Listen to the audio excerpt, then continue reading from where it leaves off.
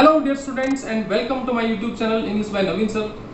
आज मैं आप लोगों के लिए लेकर के आया हूँ लिटरेरी थियरी जो इंग्लिश लिटरेचर में नेट में आता है, उसका एक टॉपिक है स्ट्रक्चरलिज्म। स्ट्रक्चरलिज्म क्या है और उसका लिटरेचर में क्या महत्व है, उसका मीनिंग क्या है, उससे रिलेटेड सारी बातें आज के इस वीडियो में मैं आपको बताऊंगा। तो स्ट्रक्चरलिज्म के मीनिंग और इसके इम्पोर्टेंस के बारे में हम बात करेंगे। चलिए हम स्टार्ट करते हैं। स्ट्रक्चरलिज्म क्या है और उसका जो भी लिटरेचर में महत्व है उसकी हम बात करते हैं। Let's start. So students, structuralism जो है वो एक काफ़ी जटिल विषय है, टॉपिक है, और इसको मैं कोशिश करूंगा कि आज आप लोगों को मैं इसे बहुत ही सरलता से समझाऊं ताकि आप अच्छी तरह से समझ सकें स्ट्रक्चरलिज्म का मीनिंग, और इसमें जो कॉन्सेप्ट्स हैं वो भी आपके पूरी तरह से क्लियर हो जाएं। तो स्ट्रक्चरलिज्म को समझने के लिए स्टूडेंट्स, सबसे पहले हमें ये जानना होगा कि जो क्रिटिसिज्म है इंग्लिश लिटरेचर की, उसको मेनली हम दो भागों में बांट सकते हैं। एक जो 19th सेंचुरी तक यानी 19वीं सदी तक की क्रिटिसिज्म है, और एक उसके बाद यानी 20वीं सदी के बाद की क्रिटिसिज्म है। और जो 20वीं सदी के बाद की क्रिटिसिज्म है उसे न्यू क्रिटिसिज्म कहा जाता है। और न्यू क्रिटिसिज्म में जो एक नाम आता है बहुत ही महत्वपूर्ण, वो है जॉन क्रो रैनसम का। तो न्यू क्रिटिसिज्म और ओल्ड क्रिटिसिज्म में क्या डिफरेंस है, इसको समझने के लिए हमें दो शब्दों को समझना होगा। वो दो शब्द हैं वर्क और टेक्स्ट। तो स्टूडेंट्स, ये दो शब्द आपके सुने हुए हैं, लेकिन इन्हीं में और सारा जो उत्तर है वो छिपा हुआ है ओल्ड और न्यू क्रिटिसिज्म का। वर्क में और टेक्स्ट में क्या डिफरेंस है? देखिए, वर्क और टेक्स्ट, जो पुरानी क्रिटिसिज्म थी वो किसी भी राइटर के किसी बुक को या किसी उनकी जो राइटिंग्स है उसको वर्क मानती थी और उसको उसी तरह से डील करती थी। जैसे शेक्सपियर ने एक ड्रामा लिखा है, तो जो क्रिटिक्स हैं पुराने, वो उस ड्रामा को एनालाइज करते थे।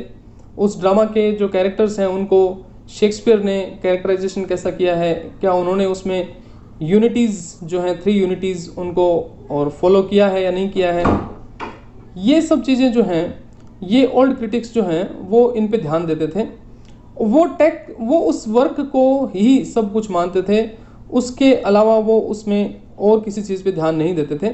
लेकिन जो न्यू क्रिटिक्स हैं वो वर्क नहीं मानते हैं, वो टेक्स्ट मानते हैं, किसी भी राइटिंग को टेक्स्ट मानते हैं। और टेक्स्ट मानने का मतलब ये है कि वो ये समझते हैं कि now it is open for any kind of interpretation, यानी किसी भी टेक्स्ट को हम कैसे भी इंटरप्रेट कर सकते हैं और वो ओपन है। यानी राइटर ने जो लिखा है, अब वो राइटर चला गया, अब हम उसमें अपने हिसाब से उसका मीनिंग जो है वो देख सकते हैं। तो इससे कई सारी थियरीज निकल करके आई, जैसे रीडर रेस्पॉन्स थियरी है, फेमिनिज्म है, फॉर्मलिज्म है, मार्क्सिज्म है। अब ये सारी थियरीज क्या कहती हैं? जैसे रीडर रेस्पॉन्स थियरी है, वो ये कहती है कि रीडर का रेस्पॉन्स बहुत महत्व रखता है।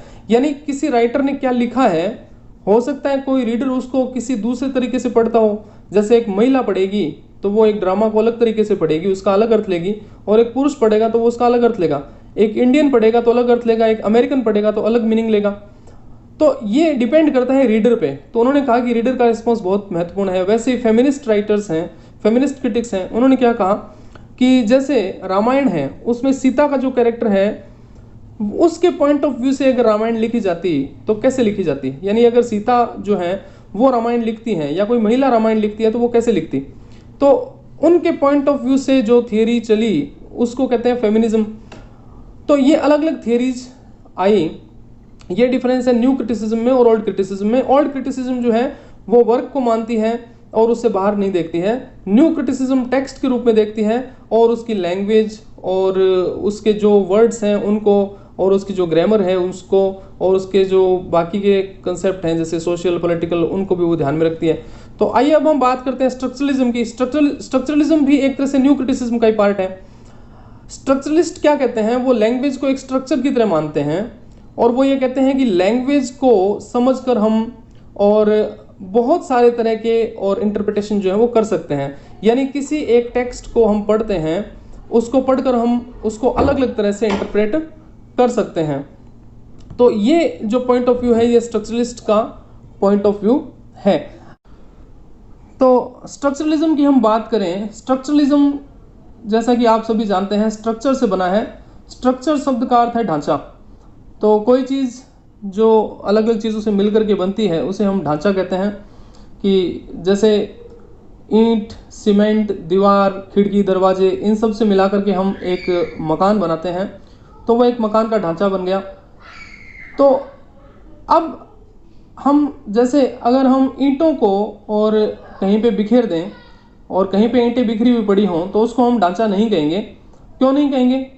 क्योंकि वहाँ पे वो ईंटें एक साथ मिलकर के और कुछ बना नहीं रही हैं और वो किसी दूसरी चीज़ का पार्ट नहीं बन रही हैं, तो वो ढांचा नहीं है।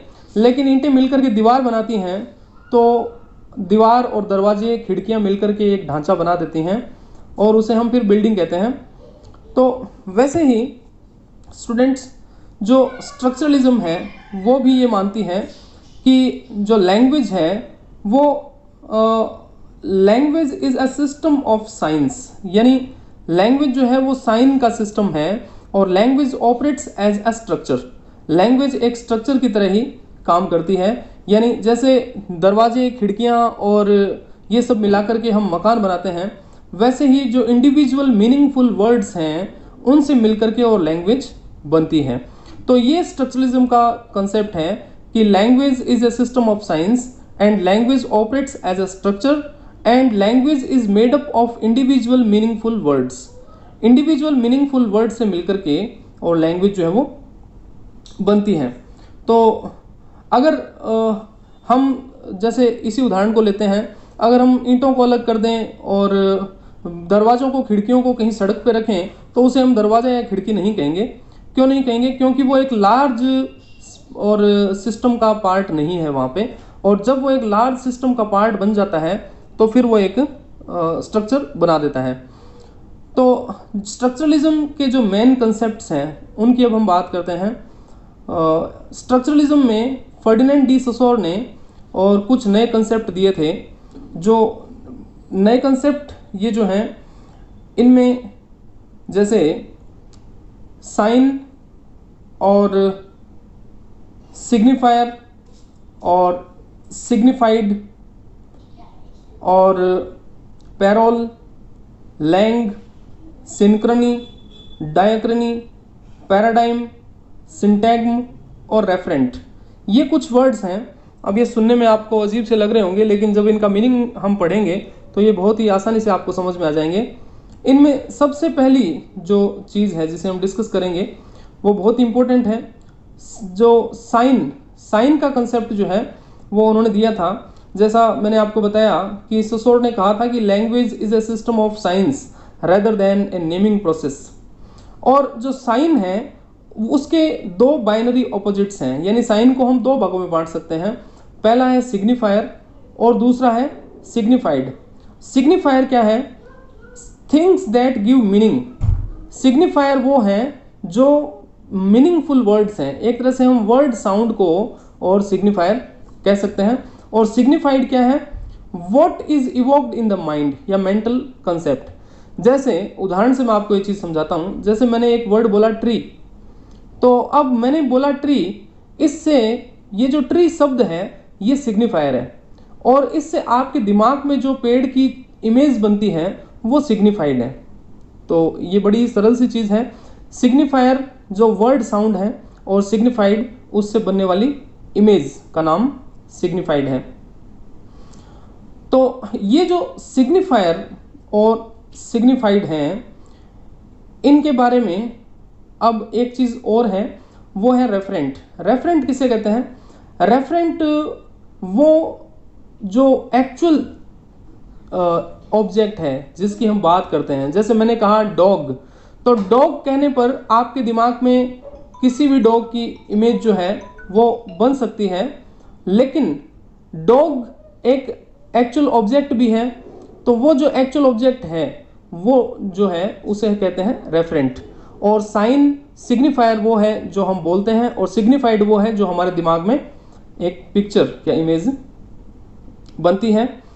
तो ये जो सिग्निफायर और सिग्निफाइड है, इनके जो बीच में जो रिलेशन है वो आर्बिट्रेरी होता है। अब देखिए एक एक शब्द को आपको ध्यान से समझना है।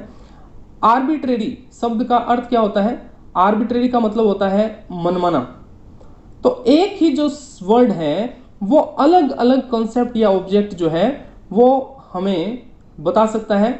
जैसे उदाहरण के लिए मैं आपको बताऊं, जैसे मैं एक शब्द बोलता हूं रेड, तो RED रेड, ये शब्द बोलने से आपके दिमाग में क्या आता है? किसी व्यक्ति के दिमाग में रेड बोलने से रेड कलर आ सकता है, किसी के दिमाग में रेड बोलने से जो ट्रैफिक सिग्नल है रेड वो आ सकता है, किसी के दिमाग में और रेड बोलने से हो सकता है कोई और चीज़ जो है वो उनके दिमाग में आती हो। जैसे किसी मूवी का नाम अगर रेड है तो हो सकता है वो किसी के दिमाग में आता हो। और रेड जो है वो एक डेंजर साइन के रूप में भी हमारे दिमाग में आ सकता है। तो अब अलग अलग उसका अर्थ होता है, तो इस वजह से उसका जो मीनिंग है वो आर्बिट्रेरी है, यानी मनमाना। ये टाइम के साथ बदल जाता है और प्लेस के साथ बदल जाता है। एक और उदाहरण मैं आपको देना चाहूँगा, जैसे एक वर्ड है फूल। तो फूल शब्द से हम क्या समझते हैं? फूल का आज हम जो अर्थ लेते हैं वो है मूर्ख। किसी व्यक्ति को हम फूल कहते हैं तो वो बुरा मान जाता है, लेकिन आपने देखा होगा शेक्सपियर के जो ड्रामाज हैं उनमें सब में एक कैरेक्टर होता है फूल का, और वो फूल जो है वो मूर्ख व्यक्ति नहीं होता है। उस जमाने में यानी 15वीं और 16वीं सदी में फूल उस व्यक्ति को कहते थे जो मजाक मजाक में और बहुत ही चतुराई की बात और बुद्धिमानी की बात कहता था, उस व्यक्ति को फूल कहते थे। तो उस जमाने में फूल शब्द कोई डेरोगेटरी टर्म नहीं था, यानी ये बुरा लगने वाला शब्द नहीं था। तो लेकिन आज फूल शब्द का अर्थ बदल गया है, तो समय के साथ भी शब्दों के अर्थ बदल जाते हैं। सिग्निफायर जो हैं वो सेम रहते हैं, लेकिन सिग्निफाइड जो हैं वो बदलते रहते हैं। तो अब आप समझ गए होंगे सिग्निफायर और सिग्निफाइड क्या है, और साइन क्या है, और रेफरेंट क्या है। इसके बाद जो नेक्स्ट कंसेप्ट है जिसकी हम बात करें वो है पैरोल और लैंग। पैरोल और लैंग ये भी एक बहुत ही इम्पोर्टेंट कंसेप्ट है स्टूडेंट्स। पैरोल और लैंग इसको ससोर ने एक एग्जाम्पल से समझाया है। उन्होंने चेस का एग्जाम्पल दिया है। पहले हम इसकी परिभाषा देखते हैं। लैंग क्या है? लैंग is a set of rules and conventions, यानी परंपराओं का और नियमों का जो एक सिस्टम है उसे कहते हैं लैंग। और पैरोल क्या है? वो है जो कॉन्क्रीट लैंग्वेज है जो हम बोलते हैं। यानी अब देखिए मैं सरल भाषा में आपको समझाता हूँ। अभी जैसे मैं आप लोगों के सामने जो बोल रहा हूँ ये और पैरोल है, और लैंग जो है वो क्या है? लैंग है लैंग्वेज का एक सिस्टम, सेट ऑफ रूल्स। जैसे चेस का उदाहरण हम लेते हैं। चेस में जैसे जो मूव्स हैं, जैसे गेम चल रहा होता है चेस का, तो खिलाड़ी किसी भी तरह से गेम को ले जा सकता है। एक खेल जिस तरह से खेला गया है जरूरी नहीं है कि दूसरा खेल भी वैसे ही खेला जाए। अगर ऐसा होता तो हमेशा एक ही व्यक्ति जीतता, लेकिन हर बार गेम चेंज हो जाता है, लेकिन जो गेम के रूल हैं वो कभी नहीं बदलते हैं। जैसे जो घोड़ा है वो कितने कदम चलेगा, और जो ऊंट है वो कितने कदम चलेगा, ये हाथी, ये सब चीज़ें जो है ये फिक्स हैं। तो एक तरह से जो फिक्स हैं रूल्स हैं वो लैंग है, और जो बदलता रहता है वो पैरोल है। तो अब आप लैंग और पैरोल का कंसेप्ट भी समझ गए होंगे। लैंग का मतलब है what is shared by the community, यानी जिसको सभी लोग मानते हैं। और पैरोल का मतलब है व्हाट द इंडिविजुअल स्पीक्स, यानी एक व्यक्ति क्या बोलता है वो है पैरोल। नेक्स्ट जो हमारा कंसेप्ट है वो सिंक्रोनी का और डायक्रनी का है। सिंक्रोनी और डायक्रनी का मतलब है कि जैसे सिंक्रोनी और डायक्रनी, अगर हम किसी लैंग्वेज को या किसी लिटरेरी वर्क को देखें तो उसमें अगर हम उसको हिस्टोरिकल पॉइंट ऑफ व्यू से देखते हैं कि जैसे शेक्सपियर ने किसी ज़माने में एक ड्रामा लिखा था, तो उस समय के कॉन्सेप्ट में हम जाकर के देखें कि उस समय क्या परिस्थिति थी, सोशल कंडीशन क्या थी, पॉलिटिकल कंडीशन क्या थी, तो वो सिंक्रोनी हो गया। और अगर हम आज के परिप्रेक्ष्य में उसको देखें तो वो सिंक्रोनी, यानी आज के परिप्रेक्ष्य में उसको देखना वो जो है वो सिंक्रोनिक कॉन्सेप्ट है। तो जो ससोर हैं उन्होंने लैंग्वेज के डायक्रॉनिक कॉन्सेप्ट को और ज़्यादा महत्व दिया है। इसके बाद एक कंसेप्ट और है, वो है पैराडाइम का और सिंटैग्म का। पैराडाइम और सिंटैग्म का मतलब क्या है? पैराडाइम का मतलब है, जैसे एक जो लैंग्वेज, एक उदाहरण से हम समझते हैं, जैसे एक सेंटेंस हम लेते हैं, द कैट जंप्स, जैसे ये सेंटेंस है द कैट जंप्स। अब इसमें मैं कैट को रिप्लेस कर सकता हूँ डॉग से, यानी the cat jumps on the table, तो मैंने कहा the cat jumps on the table, the dog jumps on the table, the fox jumps on the table, the pen jumps on the table. तो आप कहेंगे the pen jumps on the table गलत है, क्योंकि pen जो है वो इस पैराडाइम में सही नहीं बैठता है। तो इसे पैराडाइम बोलते हैं। ये लैंग्वेज में एक सिस्टम बना हुआ है जिसमें कोई वर्ड किसी भी शब्द को कहीं पे रिप्लेस नहीं कर सकता है। सिंटैग्म क्या है? जैसे सब्जेक्ट, फिर वर्ब, फिर ऑब्जेक्ट, फिर कॉम्प्लीमेंट और फिर एडजंक्ट, ये एक सिस्टम बना हुआ है, तो इसे कहते हैं सिंटैग्म। जैसे सब्जेक्ट आता है, फिर वर्ब आता है, फिर ऑब्जेक्ट आता है, फिर कॉम्प्लीमेंट, ये जो सिस्टम बना हुआ है इसे सिंटैग्म बोलते हैं। तो स्टूडेंट्स, मुझे लगता है कि मैंने आप लोगों को और कोशिश की है बहुत सरल तरीके से सारे कंसेप्ट समझाए हैं मैंने आपको। कुछ चीज़ें और मैं आप लोगों को इसमें बताना चाहूँगा।